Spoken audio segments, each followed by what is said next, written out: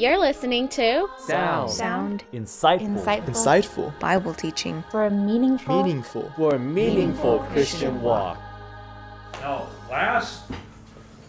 most of last week, some of us were in Champaign, Illinois for what we call the Midwest College Training.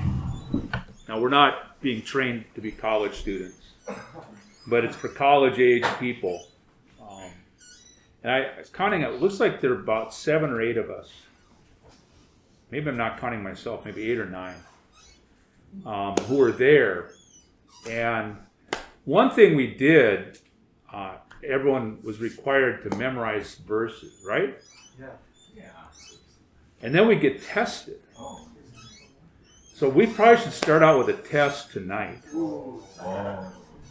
Yeah. We had groups. One of the groups was Grace.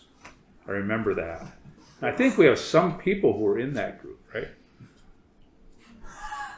At least one. So the subject, for one, at least the major portion of this training was, the title was "As in the Days of Noah."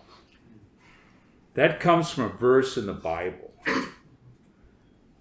Aaron, do you remember what that verse reference was?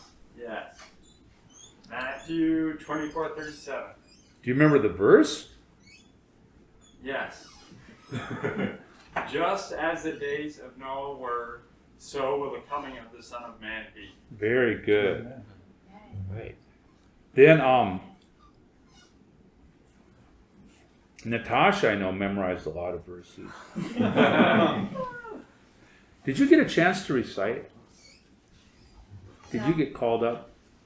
I mean, you were with your group, but not everyone got a chance to. No, thankfully. Have the verses been lodged in your long-term memory yet? Maybe a couple of them. There's one really good verse in Genesis. Genesis 6:8. 6:8. I can't remember the first word, if it's but or and. Okay, but Noah found favor in the sight of Jehovah. Very good. So when we're talking about, I think the idea is we're going to be going over these messages throughout the month of August. I don't know that we're always going to have a Wednesday night gathering to go over it. But at least week by week we're going to go over some material from this. So we should all get a good impression of what the subject is. So, as in the days of Noah, and I think this week the title was it the life and work that changed the age, turned the age, something like that. So first thing we have to see is, what is an age? And you can define age a lot of different ways. The Bible uses it, doesn't really define it. But we can see that there are different ages in the Bible. One thing is the revelation in the Bible is progressive. So I'll go back to Adam. What Adam saw, he had some things revealed to him. He did not see as much as the Apostle Paul saw. Job, Job in the Bible, a very long book, kind of a big debate between Job and his 3 friends, and then mysteriously a 4th friend joins in long enough to kind of spout some nonsense, and then he promptly gets ignored. But Job, he had some revelation, but he said about God, he said, I know you've hidden these things in your heart, and you've not revealed them. Well, in the New Testament, they're revealed. But in the Old Testament, they didn't always see everything. Another thing is the Old Testament is full of types and figures. Hey, Angel, you know the difference between a type and a figure? They're different words. Does anybody know? That's your assignment for next week. Find out what the difference between a type and a figure is. Julius, you should know. Anyway, there are in the Old Testament there are things that typify Christ or typify spiritual things in the New Testament. There are people that are types of Christ. Anyway, there's a lot of things in the Old Testament. But there are also ages, and sometimes the age needs to be changed to go from one age to the next age. How many ages are there? I don't know exactly. It depends how you cut it. Before Adam, there was an age. A lot of people don't think about that because we don't know much about it. But we do know that Satan rebelled. And we do know he carried, maybe a third of the angels off as his followers in that rebellion. We can know actually very well that his rebellion kind of damaged the whole universe, all of creation. So God came in Genesis 1:1 to start again. He started with Adam. That's a new age. But then we know that Adam and Eve, they fell because they disobeyed God. That was bad enough, but they ate something they weren't supposed to eat. And so something got into them, and they became flesh. They were no longer pure, and they were driven out from the garden. That was the first fall of man. Then they had a son. You know what their first son's name was? Zach. Huh? Is it Cain? Cain, yeah. He's got a bad name, but he was actually the firstborn son of the human race. Then they had a second son named Abel, and they both offered something to God. But Abel was a farmer, or Cain was a farmer. Nothing wrong with being a farmer. But really, at that time, people did not eat meat. They were all vegetarians. I don't know if they're vegans, but anyway. Raising vegetables, raising fruits is really just for your satisfaction. Abel raised, like cattle, sheep, things like that. This is really for God's satisfaction. Because to offer a sacrifice, you have to shed some blood. Something has to die. It's a real offering to God. So they each offered something. But Abel offered something according to God's way. And God accepted it.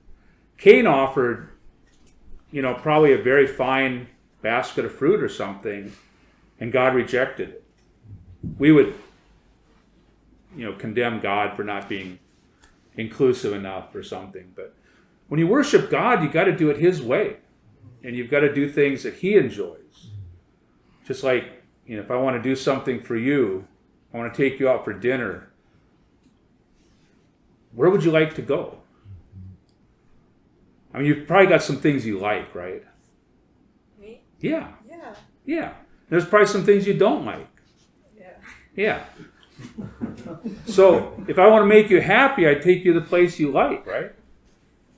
So anyway, Cain did not do that. And then Cain was jealous of his brother, so he killed him. That was the first murder. This is also the second fall of man. Man at that point had been entrusted to his conscience, and that was a big failure. Now, you go all the way down to Noah. Noah was the 10th generation of man. Can anybody name in order the 9 preceding forefathers? You got to be able to get the first 3. There's Enoch. Enoch. What's the first one? That's easy. Adam. Seth, Enosh. Then starts with K. Peter's grandson. Kenan? Kenan. Mahalalel. Jared. First one is 1, 2. Yeah, then verse 3. After Jared comes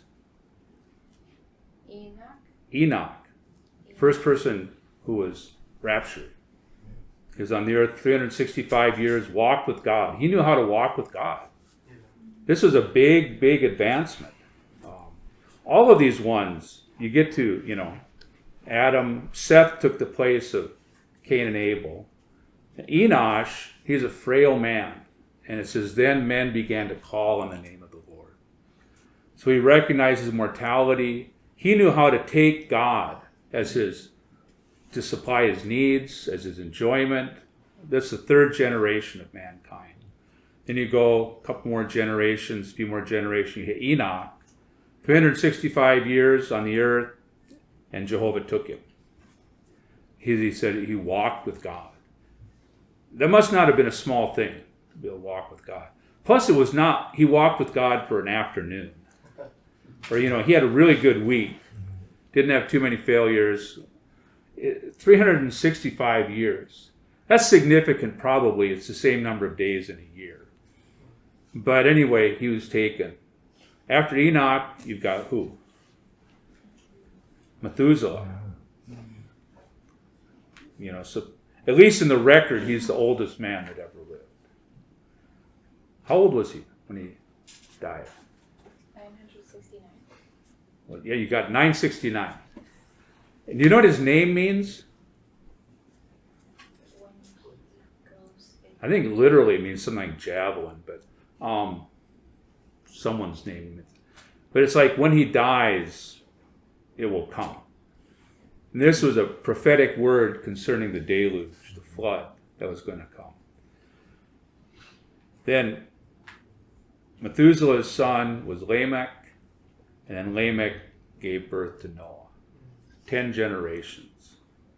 I don't know if that's impressive if you can memorize those, but if you can rattle them off sometime. But it's not impressive just to know the names and the sequence, but to know the significance. Right. These were godly men, and they all saw something and practiced something. And Noah got all of this. He inherited all the godly ways of his forefathers. But you could say he's in a different age. Or maybe he's at the culmination of the age. He's at the end of this age. So I want to read, this is Genesis 6. I'm going to read about the first 8 verses. You can follow along or just listen. But Genesis 6, 1 through, I think I'll stop at 8. I might read a few after that. It says, and when men began to multiply on the surface of the ground, and daughters were born to them. Remember, this is kind of Noah's immediate generation. And the sons of God, so that the daughters of men were fair, and they took wives for themselves from all whom they chose. And Jehovah said, my spirit will not strive with man forever, for he indeed is flesh, so his days will be 120 years. The Nephilim, or giants, were on the earth in those days, and also afterward. When the sons of God came into the daughters of men, they gave birth to children to them. These were the mighty men who were of old, the men of renown. I'm going to stop here for a second.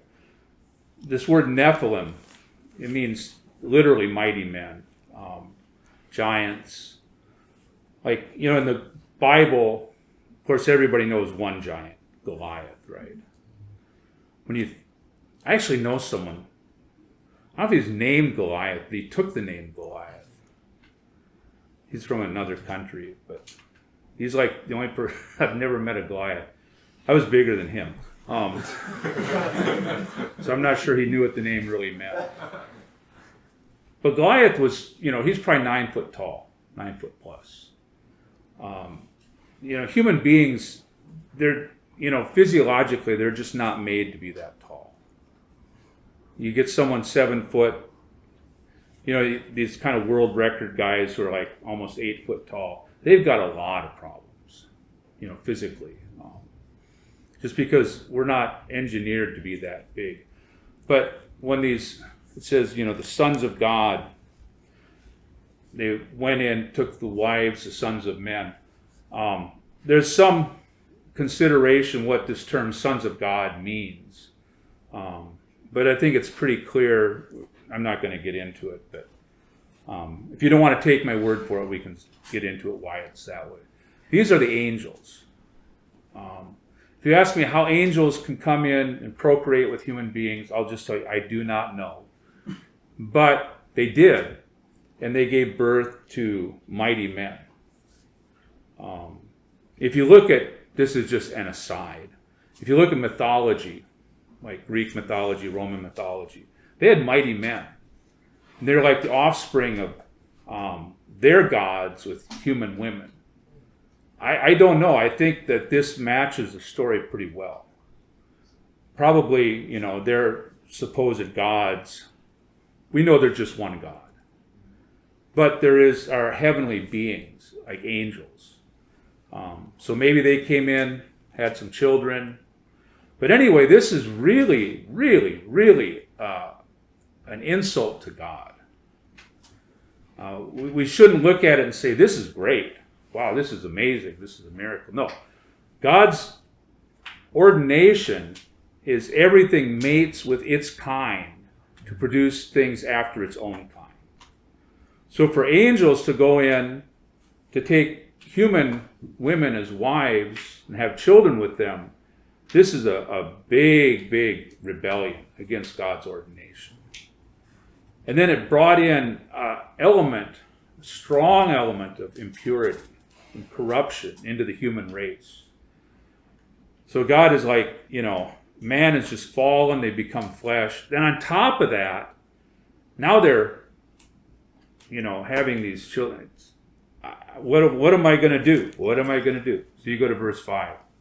And Jehovah saw that the wickedness of man was great in the earth, and that every imagination of the thoughts of his heart was only evil continually. This is really bad. And Jehovah repented that he had made man on the earth, and it grieved him in his heart.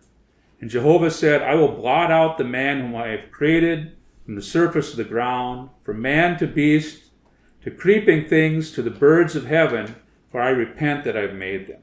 Now, if the account stopped there, actually we wouldn't have the account. Right? Because he would have wiped everything out. I'm not going to get into it now. We can get into that some other time. If you study the Bible, I think in a very accurate way, you can conclude that before Adam, there was another race of beings. This is not just speculative or imaginative. It seems like this really fits. We don't have any record of them because God repented that he made them and he flooded the earth. Genesis 1:1 begins with a flooded earth. Anyway, so if we ended here, it's bad. But then verse 8 is so good. It's got this one little conjunction. But Noah found favor in the sight of Jehovah. So Noah must have been something quite particular.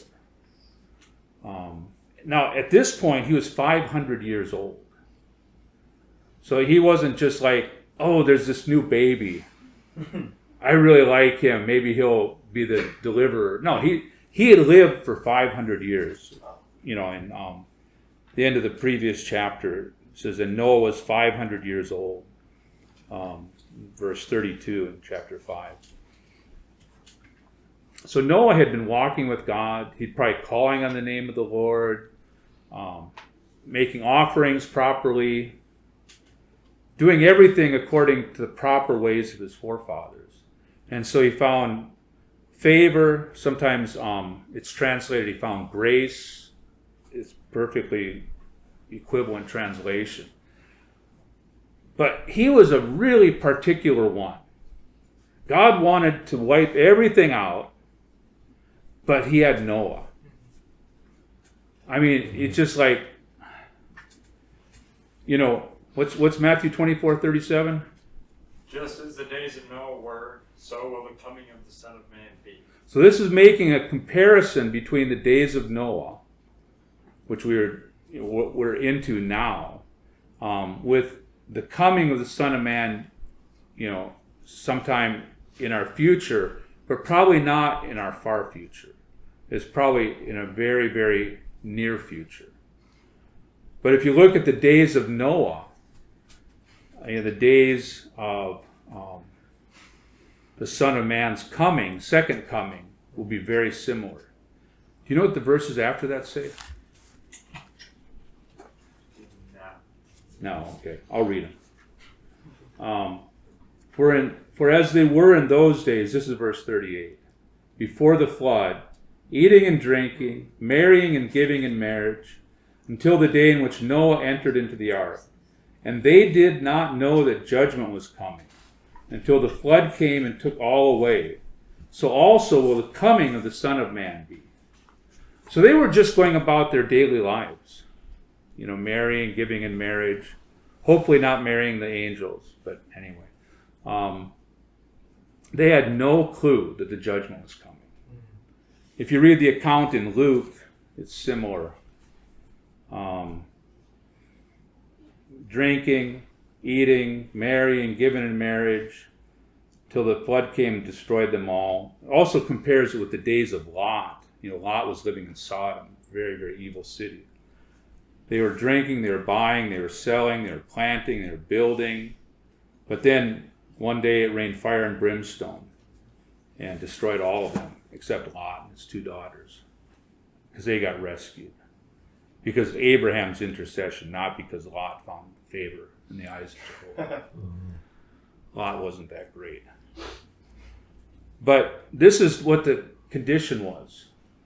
You got a fallen humanity, fleshly, now corrupted, injected with a foreign element, and God is going to destroy them. But Noah found grace. It says the earth was corrupt before God. The earth was filled with violence. If you look at our age today, I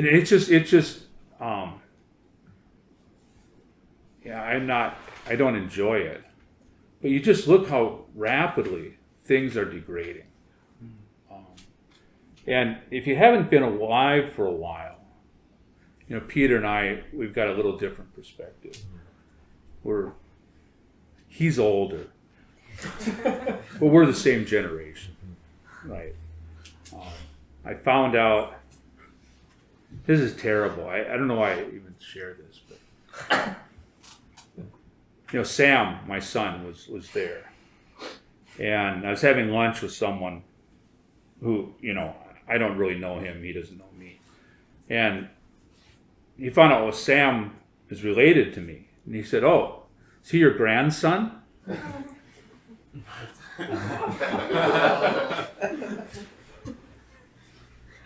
Then I just kind of couldn't believe it, and then I was kind of, it's okay. It's really okay. If you do the years, it's like, yeah, I could be his grandfather, a very young grandfather. But then I kind of said, you really got me. He wasn't trying to, He said, well, sorry. He said, I'm sure that's not the first time you've ever heard that. I just made it worse. Because in fact, that was the first time I'd ever heard that. But now I can tell it as a story. But anyway, so in my, grandfatherly generations, we're just seeing all kinds of corruption come in. Things that, really we couldn't imagine. The just decline in morality, the rise in lawlessness. The rise in violence. Can you believe? Every week we get a mass shooting. It's just like, what? And, we can debate gun control and all this kind of stuff. I don't want to see people get shot. But whether you have guns, whether you don't have guns, it doesn't change people. Right. This violence is inside of us. Immorality is inside of us. All these things. And it's just getting worse. This age just gets darker and darker. And then, it's like,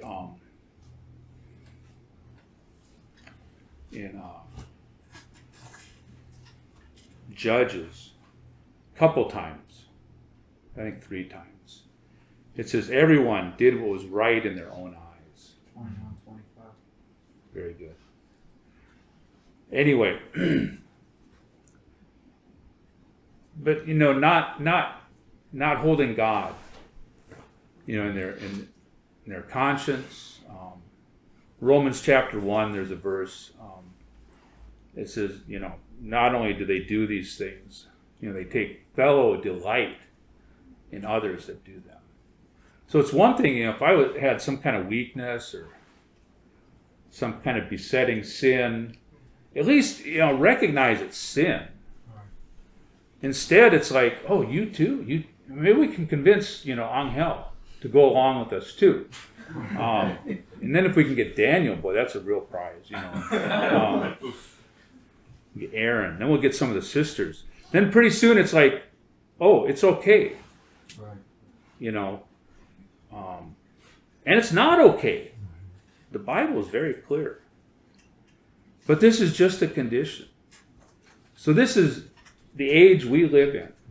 And that was the age Noah lived in. They're very similar. I mean, it's, 6,000 years different, 5,000 years different. I'm not sure exactly. But the condition inwardly is just very much the same. The enemy has come in to really damage people. I don't think people realize this, how much damage happens when we stray from God. And the Lord wants to come back. Not just to take care of the negative things, not just to end all the evil.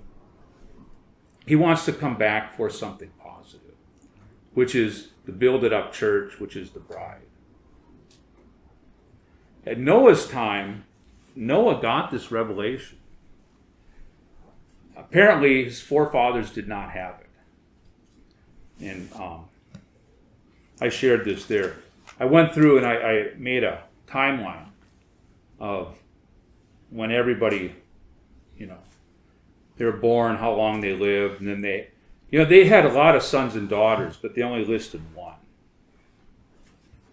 Adam, we go through Seth, but then he said he begot sons and daughters. And then Seth, we know Enosh, and so on.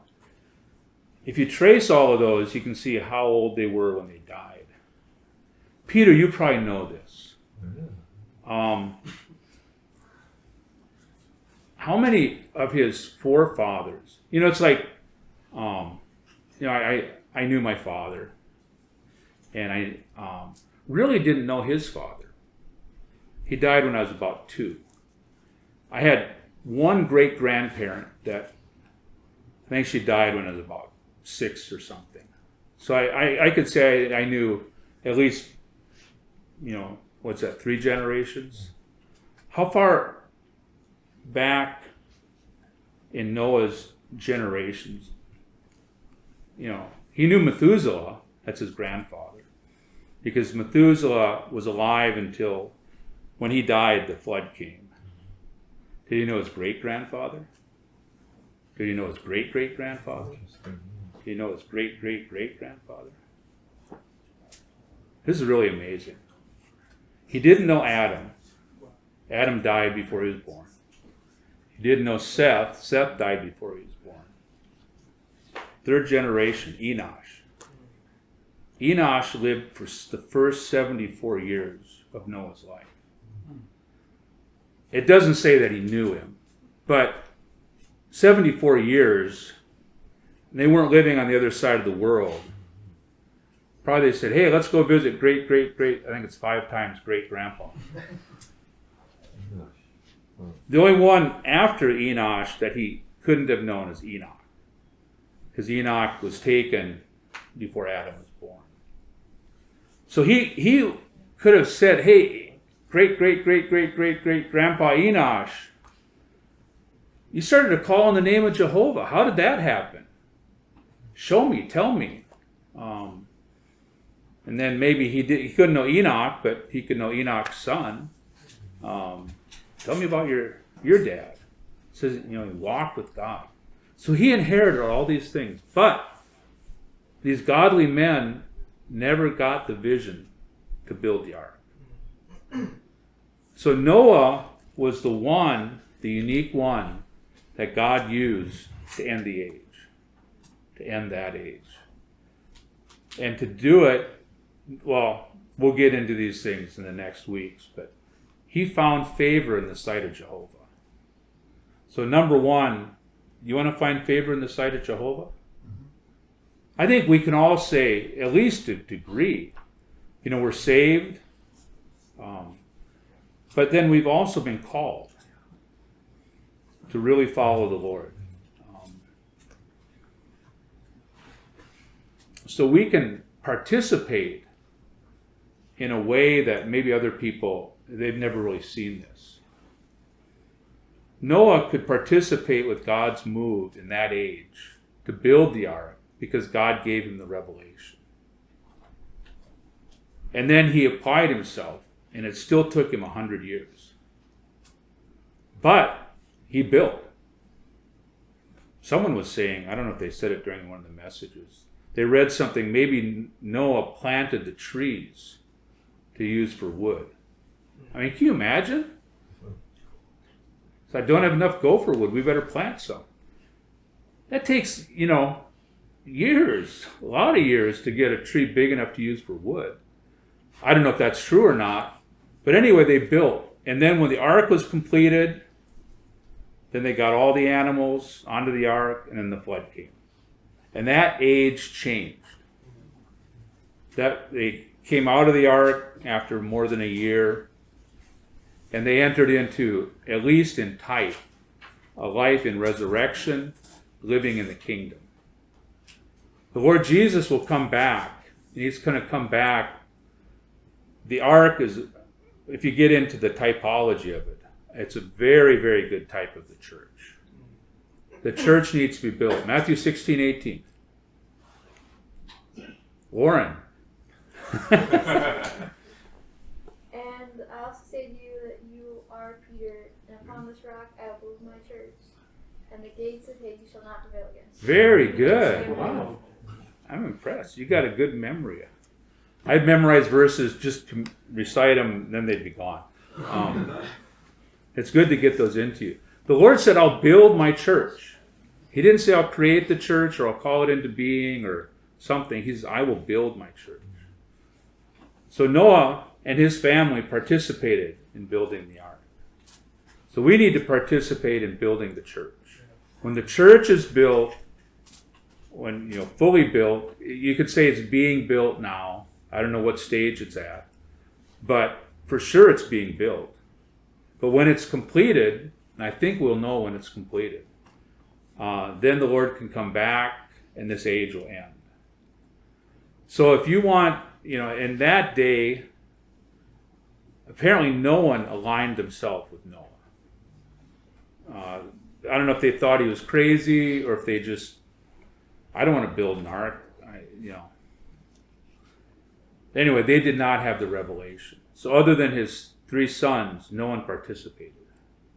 Maybe his daughters-in-law helped out too. But anyway, there weren't many.